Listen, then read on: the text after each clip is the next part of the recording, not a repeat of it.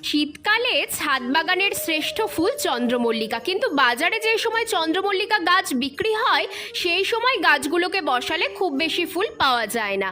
আর ছাদ বাগানের মাদার প্ল্যান্টগুলোর যা অবস্থা, তাতে ওই গাছগুলো খুব একটা ভালো ফুল দেবে না। আচ্ছা, কেমন হয় যদি আমরা বাড়িতেই চন্দ্রমল্লিকার গাছ তৈরি করে নিতে পারি? চলো তাহলে তৈরি করা যাক। তোমরা যেখানেই চন্দ্রমল্লিকার মাদার প্ল্যান্ট দেখতে পাবে সেখান থেকে দু একটা ডগা ভেঙে নিয়ে চলে আসবে, ঠিক এইভাবে। এবার নিয়ে নিলাম একটা প্লাস্টিকের বাটি, নিচে দুটো ফুটো করে নিয়েছি। এবার নিয়ে নিলাম এক বাটি লাল বালু। বাটিটা ফুটো করার এটাই কারণ যেন বাড়তি জলগুলো পড়ে যায়। এবার এই ভেজা বালুর মধ্যে সব ডালগুলোকে বসিয়ে 15 দিনের জন্য ছায়াযুক্ত জায়গায় রেখে দেব। ও প্রতিদিন কিন্তু একবার করে জল দিতে হবে। চলে এলাম 15 দিন পর।